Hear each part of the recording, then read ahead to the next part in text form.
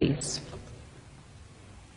One thing that keeps me puzzled, despite having studied finance and economics at the world's best universities, the following question remains unanswered. Why is it that 5,000 units of our currency is worth 1 unit of your currency, where we are the ones with the actual gold reserves?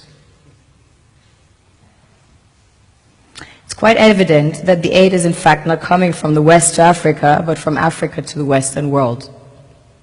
The Western world depends on Africa in every possible way, since alternative resources are scarce out here. So how does the West ensure that the free aid keeps coming?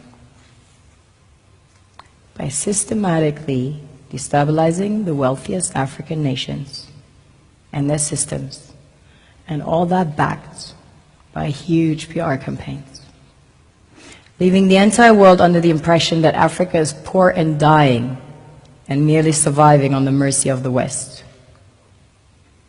Well done, Oxfam, UNICEF, Red Cross, Life Aid, and all the other organizations that continuously run multi-million-dollar advertisement campaigns depicting charity porn to sustain that image of Africa globally. Ad campaigns paid for by innocent people under the impression to help with their donations. While one hand gives under the flashing lights of cameras, the other takes in the shadows. We all know the dollar is worthless, while the euro is merely charged with German intellect and technology, and maybe some Italian pasta. How can one expect donations from nations that have so little? It's super sweet of you to come with your colored paper in exchange for our gold and diamonds. But instead, you should come empty-handed, filled with integrity and honor. We want to share with you our wealth and invite you to share with us.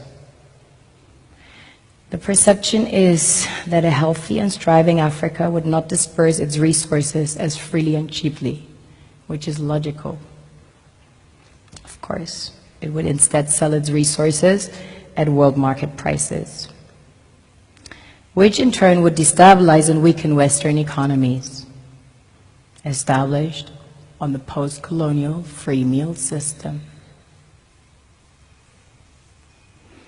Last year, the IMF reports that 6 out of 10 of the world's fastest growing economies are in Africa, measured by their GDP growth.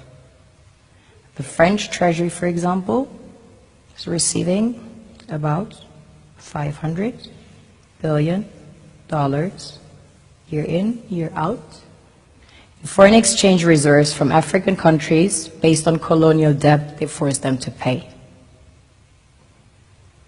Former French President Jacques Chirac stated in an interview recently that we have to be honest and acknowledge that a big part of the money in our banks comes precisely from the exploitation of the African continent.